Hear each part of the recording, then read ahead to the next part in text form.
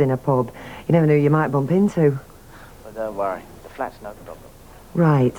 The flat it is, then. Just a minute. There's nothing on your mind, is there? No, not really. Emily said nothing. I just saw the day stretching ahead of me endlessly like a desert.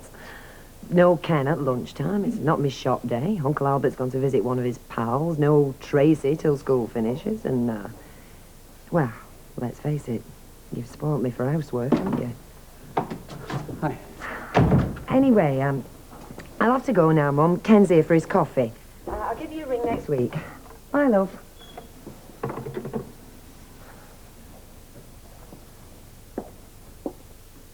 Oh, that was Blanche. You could have carried on. Wouldn't have minded a word with her, actually. Oh, what about? Oh, just say hello, explain about that Christmas thing, get back in a good book. Oh, well, least said, soonest mended, as they say. Anyway, we've been talking about 10 minutes. Like some coffee? I'll make it. No. You do enough waiting, huh? By the way, you look nice. Like the scent, too. Oh, it's just me usual bath salts, Hey, don't forget this is council time. Wouldn't dream of misusing council time. Mind you, who was it who said, in the morning work, in the evening enjoy, and in the afternoon make love? I don't know. Mary Whitehouse? Well, it certainly wasn't the head of my department, that's for sure. Afternoons are usually reserved for budget meetings. Oh, by the way, I was talking to Emily. Emily? Yeah, she was saying you looked a bit run down. Oh, was she? Came up with the idea of a holiday, that was her prescription. If marriage guidance didn't exist, Emily would invent it. But she means well, though, you've got to give her that. Let's face it, you haven't been yourself. Have you? Well, not entirely, no, but with this new job on the horizon. You definitely think you'll get that, do you? Well, 1 minute I do, the next I'm not so sure, and the next I'm ready to cut my throat. Yeah, I've noticed. Yeah, well, it's very normal, isn't it, to run the full gamut, I mean, cringing inside, thinking, blimey, I've cocked it all out, and then suddenly full of confidence, saying, who could they possibly give to other than me? But really, to be honest, and without fingers crossed tempting fate too much, I do feel in my bones that I'll land it. Right, I'll get the coffee. So, I've decided to be positive and plan for success. Obviously, a new house, but before that... Well, here I am. When do I start? Oh, well, you see, Suze, when it came to the crunch, like... I thought it was all a matter of formality. Yeah, well, it was her nibs, you see, she was going on about, your suitability, lack of proper experience and... Cheeky cow. Yeah. Right, is it, Petal? After joining our little team, are you? I might be, yeah. Pro temp, my references come through. Only I did hear they were taking on at the Foundryman's. They need somebody for the spit and sawdust. Why? Is your mum left or something? Hey, look, pack it in, ladies, will you? Oh, what a letdown you are. The way you were talking last night, it was like you owned the place or something. Well, look, Suze, you needn't be so lippy. I have got influence here. I'm not short of clout. yeah. I've got to be crafty. Fred, Yes, Mrs. Walker. could you pop down to the corner shop for me and get me these few things? Well, Bet'll be on her own, Mrs. Walker, and that mob from the factory aren't. They're coming in a minute. I suggest then that you put your skates on. Oh, this is Susie, as you know, Mrs. Walker. I told you about the job she was after. Beggars can't be choosers, Mrs. Walker. Nice to see you back, dear. Nice to be back, Mrs. Walker. People around here are so warm and sincere. Yes. Well, I suppose Fred has explained the position to you. Seems to boil down to one thing, really. You don't think I'm good enough to work in your pub? Oh, no, dear, no, nothing personal like that. No, it was just whether your experience was suitable for working here at the Rover's Return. Oh, I see. The penny's just dropped. You think I'm too upmarket? Upmarket, dear? Yeah, well, I should have realised, really. You're no different to them at the Foundryman's. They said there I was too posh. Indeed. Well, it's my own fault, you see. I tried to impress on my track record. Crystal Lounge. Mayfair. Michael Parkinson drops in now and again. My parachute, right?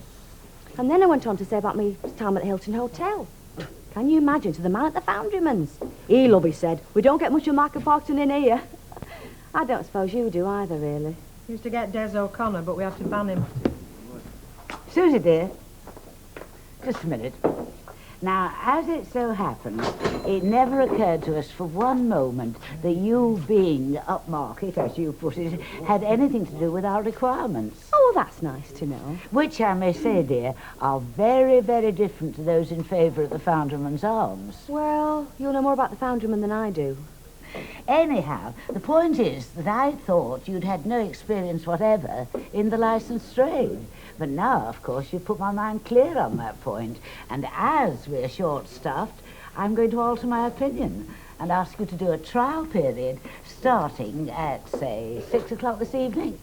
Well, I tell you what, I've got a few interviews lined up, like, but until they're in touch, this'll do to keep me handy, won't it? See you tonight, then. Ta-ta. You didn't buy all that, did you, Mrs. Walker? Not completely, dear, no. But with Elizabeth off indefinitely, the simple fact is that we cannot pick and choose.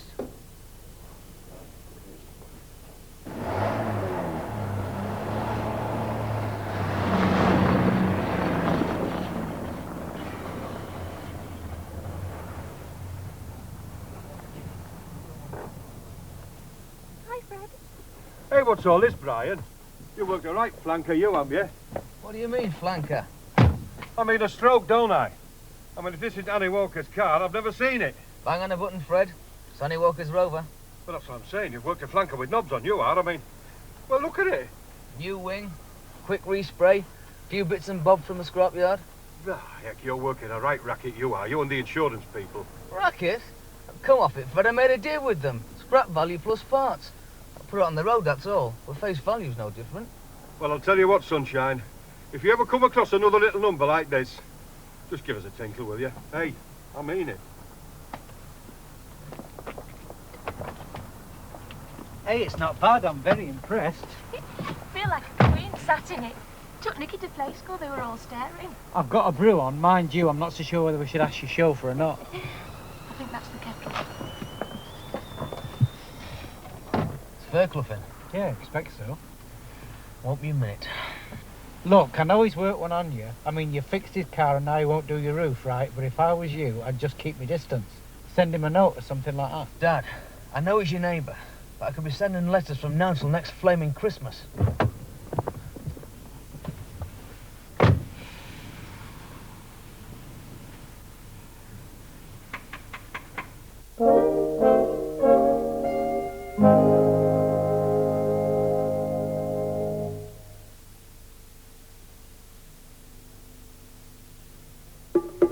Unexpected. Unpredictable. Woman. Ooh. I feel like a real bear with a sore head whenever I've got a headache. So I reach straight for the Disprin. Now, Disprin is soluble, so it's gentle and easier to take. And it gets ready to work quicker. Next time you've got a headache, gently dissolve it away with Disprin. The soluble one bears prefer. Excuse me! Hello there, I'm Bertie Bassett. What are your favourite sweets in all the world? Jelly babies. Oh, jelly babies. Jelly babies. A jelly A jelly baby, good. How do you eat my famous jelly babies? She bites the middle first. The heads. The heads. We're head biters. What do you do, Norman? I bite legs, Bertie. Well, there it is then. Heads you win, legs you can't lose. As long as they're Bassett's, the name on the world's finest jelly babies.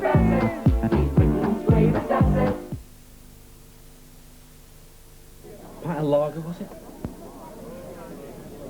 You better have a Hemmerling. Hemmerling brew more sugar out, so there's more alcohol in. That's what gives Hemmerling a stronger, keener, harder taste. There's a harder edge to Hemmerling.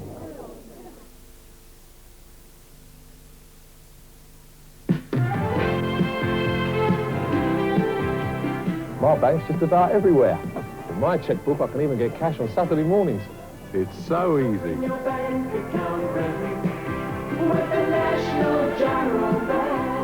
Pick up a leaflet at your post office. Tell an eggshell who is boss. Let it know that you are cross. Go smash an egg. I recommend the porridge, the halibut is nice. You can say without any reply. But show 'em Kellogg's bran flakes, that's a different matter. They'll all reply. They're tasty, tasty, very, very tasty. They're very tasty. Would you care for yoghurt? The green figs are nice. The continental breakfast ain't bad. But show 'em Kellogg's bran flakes, that's a different matter. They'll all reply. They're tasty, tasty, very, very tasty. Kellogg's bran flakes. You know, this could catch on.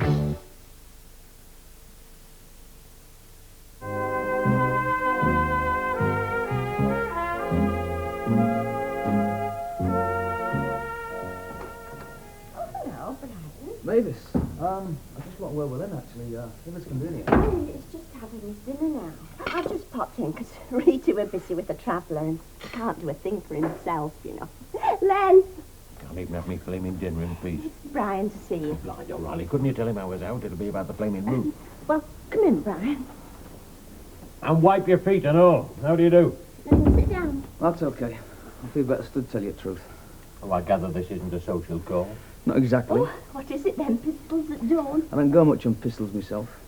But there is something to be settled.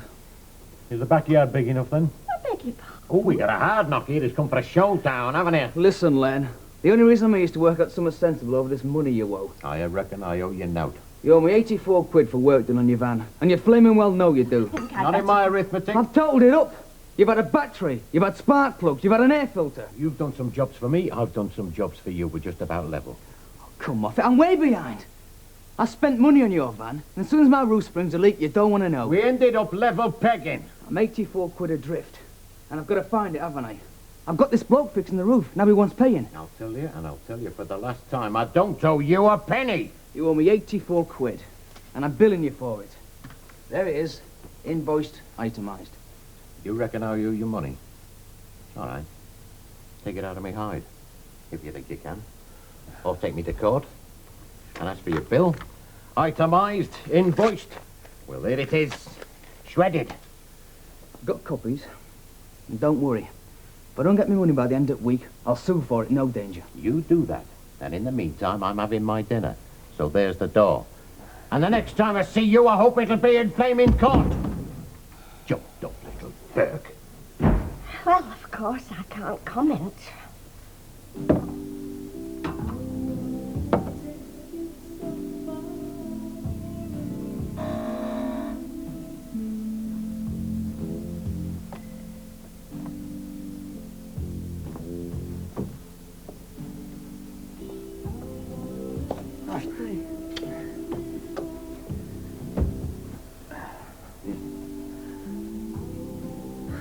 Wow. You look very elegant. Oh, elegant. I don't know how. Hey, where's the smile? Who turned the sunshine off? Come on, chin up. Oh, I know it's difficult, people poking their noses in, but how do we react to that, eh? We just keep our cool, right? Whatever you say. You look very elegant, very desirable. You look like a woman that knows her own mind and goes her own way.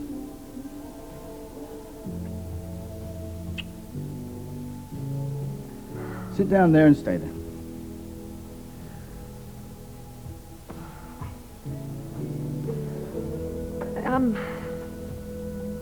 I'm just beginning to find it all a bit difficult. I'm just beginning to see the deceit of it all. Oh, you're just having a few misgivings, that's all. I mean, it's only natural, it figures, doesn't it? Eh? First the excitement, and then the doubts. But like I said, just keep your cool. It's not easy. Deirdre, you're a grown woman. You can make your mind up, right? Make your own decisions.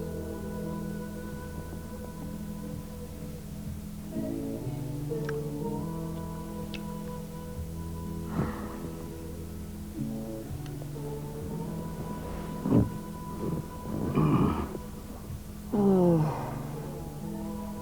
I could be dreaming this. Am I dreaming it? Why not? When I'm here, when I'm with you, everything outside just seems a bit tatty. Deirdre, you're an elegant woman, class. You're just wasting it, that's all. All right. Some people might sneer and say, who are they kidding, but they're just cheapskates, you know. Some people, why wrap it up, Mike? Emily said it. Yeah, well, the world isn't run for Emily Bishop, and it never will be. That world out there, those tight little streets, full of people with tight little minds. It's not the universe. It's mine, I suppose. Anyway, apart from that, Ken started looking at me. Not suspiciously, but, wow, just like he remembered I'm a woman. Deirdre, we're in love. You agree with that, don't you? Yeah, I think we are. So we just keep our cool and pick our time.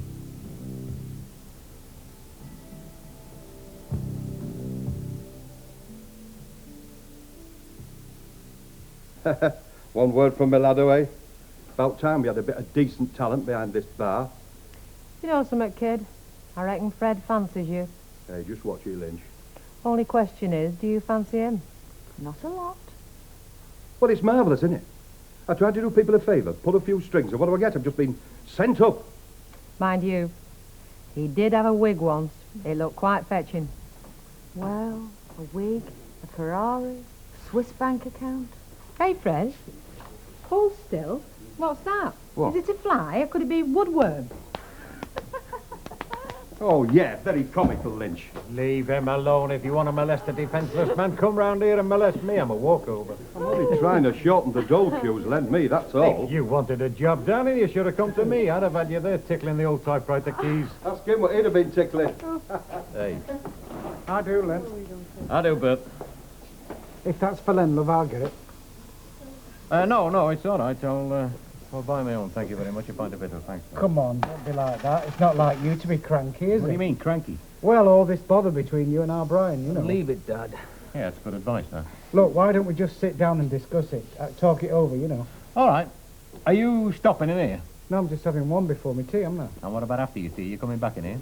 Well, as a matter of fact, we have made arrangements to come back tonight, yeah. And what are you drinking now, then? A pint, same as you, I'm not. Okay. There you are. You have that one. Because if I can't stand here having a quiet pint without your flipping son coming in talking about imaginary debts, I might as well drink at the Flying Horse from now on.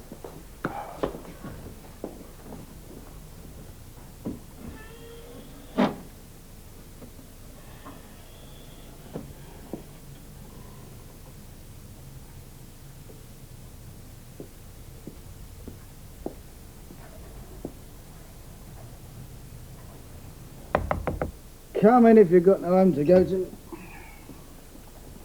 Oh, what is it, Emily? Don't give me three guesses. I'm in no mood for a sermon. I'll tell you that for starters. If there's a repeat of yesterday's performance, forget it. I had a very hard day. I'm tired. You're not the only one. Oh, dear. So we had a rush order. Things got a bit hectic. Want a drink? No, thank you. And it's not the work, as I'm sure you're aware. I know. You've come to offer yourself as a sacrifice. Take me if you must seduce someone. Suppose I asked for that. Ah. Take no notice. I've had a few belts of this today already. I'm getting to you, innit?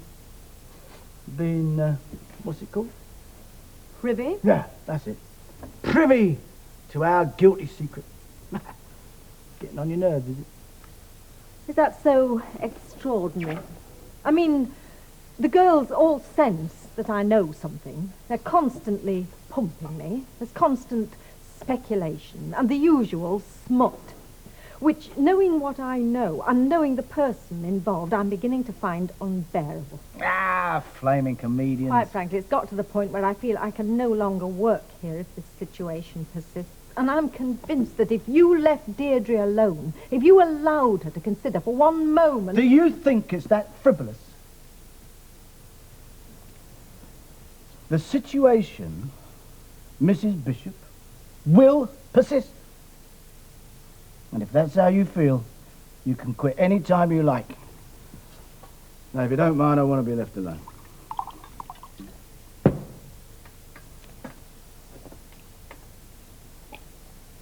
Montezuma's empire crumbled, and the Mechanics Institute finally threw in the towel.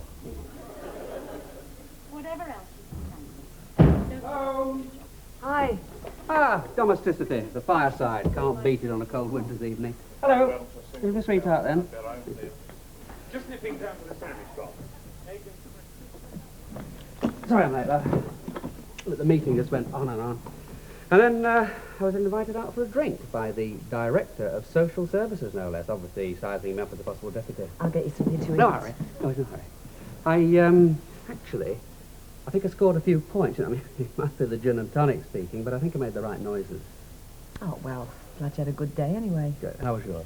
Oh, not very organised. I had the ironing, but somehow I never seemed to get round to it. Oh, well, not to worry. You know, I always feel guilty when I come back and see great piles of shirts and things. Done some research on that holiday. Oh, smashing. Let me show you the one that I fancy.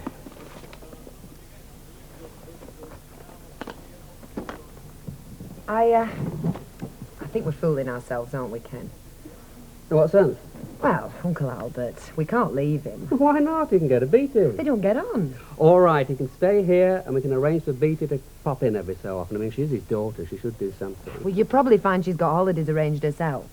For this time next week? I wouldn't have thought so. Next week? Yep, there's been a cancellation, Canary Isles. 10 days' time we could be on the plane. 7 wonderful days in the sun, and then come back as good as new. I can change. Oh, keep that up. We'll have to call you Tracy Rembrandt, won't we? And then I could murder an omelette. Hey, you want to watch that Lynch? She's got claws, she has. Mind you, sees you operating, youth on your side, eh? Rah-rah skirt dazzling the punters. About to feel a bit threatened. And her ladyship. When it comes to staff selection, she's ruthless, utterly ruthless. When it comes to who gets the chop or who doesn't, well, it's my words that carry the weight, darling, it is. Hello, dear. Sorry I wasn't here to welcome you aboard, so to speak, but I had a meeting with the ladies' circle. Anyhow, Fred tells me you're coping very well. Oh, seems to come easy. Born to it, Mrs. Walker. You may have natural talents, dear, I'm sure you have. But we do have certain standards at the Rover's Return. Now, for instance, chewing gum is something which I simply cannot tolerate. So if you could get rid of it at the earliest possible opportunity, and I beg you, not at the side of the till. Growing them ups, are you? There you go, Brian.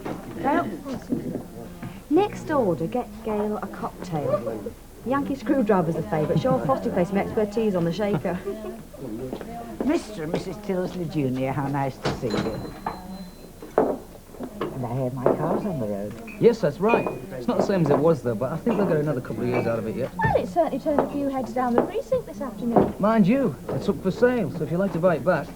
Quite honestly, dear, I found taxis very convenient and by no means expensive compared with owning a car. Hey, Bri, you didn't tell me you were flogging it this morning. I wasn't this morning. Something's cropped up since then. Well, at least, dear, it's not for the scrapyard. Let's just hope it finds a good owner. There's quite a few down this street that fancy that car, Mrs. Walker. I bet Gail's dead sick he's selling it. It's a pity it's got to go. It'd be nice for family outings this summer. Got no choice, have I? I can't go asking fancy prices either. As long as it's sold pretty sharpish. Well, if you do sell it quickly, I just hope you'll forget all this court business. Forgotten about that anyway. Oh, thank heavens. Not forgotten Fairclough, though. There's no way he's diddling me, I can tell you. I'm going to fix him. Yeah, well, I'd like to throttle him too. But hadn't we best leave it? I mean, what can we do? I'll think of something.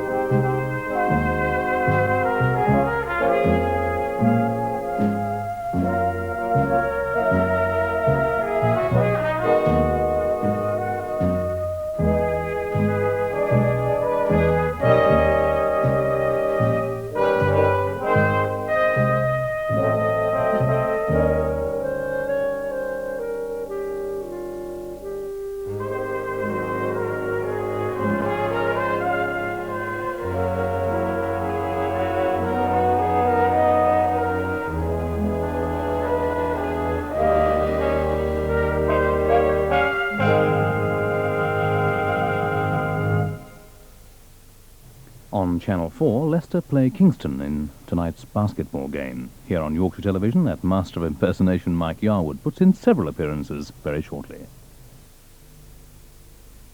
Bill Holmes, All-England champion, is up against current Pennine title holder Jack Thompson.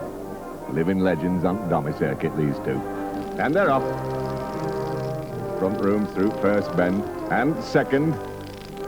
Note in it round column. It's a very tight match, this one.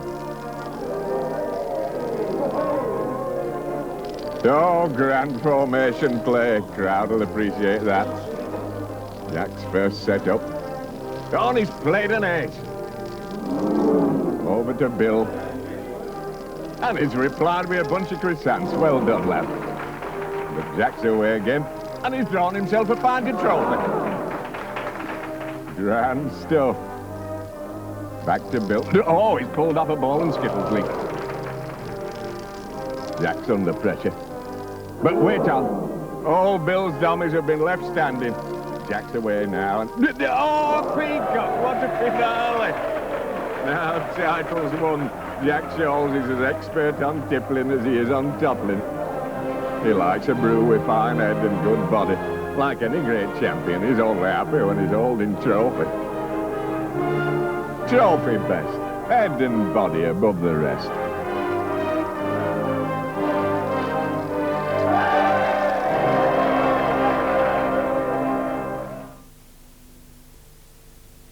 Play Big Money Bingo in the Sun. Britain's biggest, brightest, richest, most exciting... Bingo! Bingo! And your new card starts tomorrow. 4.5 million won already on the Sun and the News of the World. Over 1 million more to win on your new card. Sun Bingo pays out every week, and the next winner could be you. So eyes down tomorrow for Big Money Bingo in the Sun. Today's businesses need practical help, and in Yorkshire and Humberside, Lloyds Bank is taking action to help local businesses succeed. We've got the resources to support sound propositions now.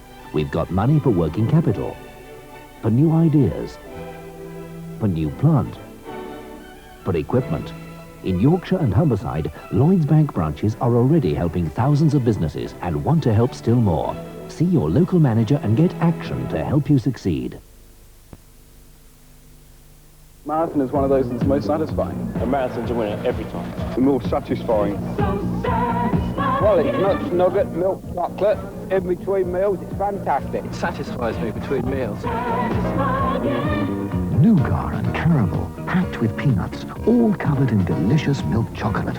That's Marathon. Peanuts and caramel and chocolate. Packed with peanuts. Marathon.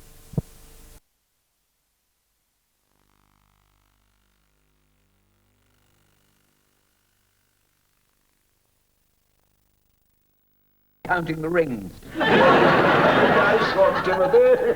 Don't encourage him. He gets his cheek from your side of the family. There's something rotten in you, Timothy. I think it's that chipolata sausage. Remember peace, goodwill, and all that. Oh. Oh, aren't we silly billies? It's Christmas time. We are going to have some fun this evening. How about a bit of a lark? No, Mother, I'm too poor, I'm sorry. Have you thought of murder? Frequently, Mother. I meant the game of murder. Well, there are only 3 of us. One of us the corpse, one is the detective, the other one's got to be the murderer. Oh, you're such a wet blanket. Things were very different at the Portway. Oh, the Portway, Father. My family really knew how to do things. Those were real Christmases. Roaring fires, ghost stories, chestnuts, girls in satin dresses whispering on the stairs. My dress was a lovely plum colour. I could drive a man wild in those days. Still can, dear. Captain Luckham put his arm round me 3 times. You weren't that thin, surely, Mother. What do you two know about the Christmas spirit? I've stood under that mistletoe till I'm blue in the face. I think that's what's put us off, Mother. I give up, that's all. And if you're not going to eat this cold stuffing, the birds can have it. Mind if I... No, don't. What are you doing that for? Rolled on the thighs of Cuban women these days. I'm listening to the echo. Gives Connors 2 match points. So, growth of new... People voted Conservative, Labour and Alliance, or pretty well the same as that. Yes, that's true, but if you then break it down into specific policies, what one finds is that the Conservatives had a lead on all policies other than unemployment. This is, let me just show, this is the actual figure that he had. Conservatives, 46% had the best policy, well, the popular vote's running at 43.5, Labour 24%, the popular vote is running at 28%, and the Alliance at 22%. The popular vote for the Alliance running at 26%. Well, we'll come back to that in a moment. We've got a declaration coming from Foyle, which is John Hume's declaration, so let's go over there for that. Is it just a minute? On the left. Parliamentary election, Foyle constituency.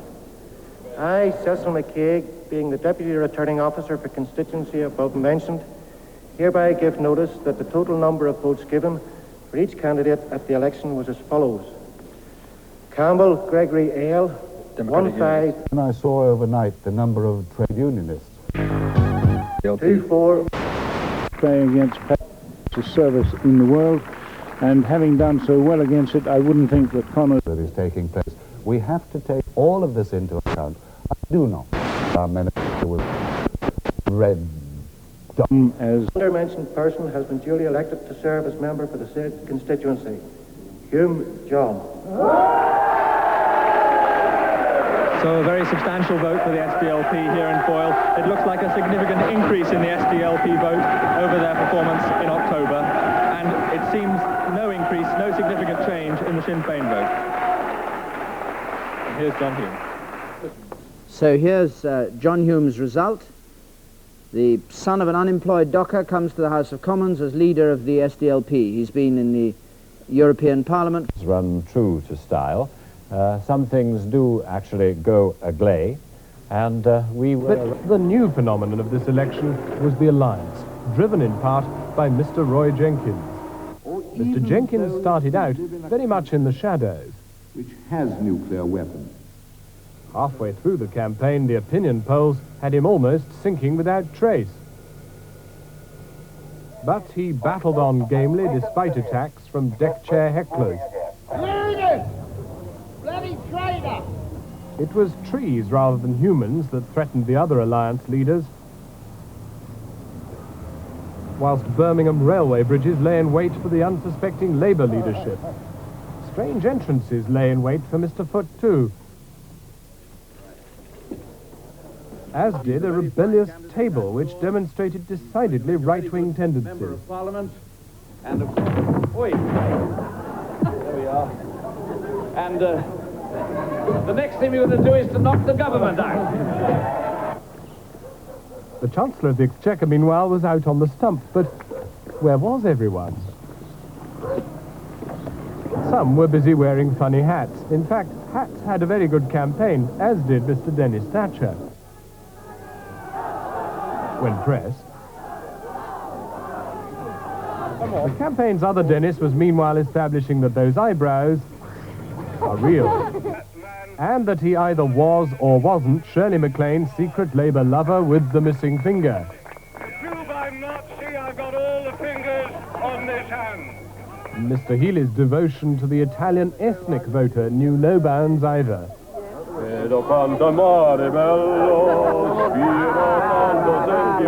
Indeed, it was only matched by Mr. Heseltine's desire to conduct. But it was to prove an unlikely tandem. Now, just to bring you up to date on what's happening in Northern Ireland so far, let's go over there and have a look. There are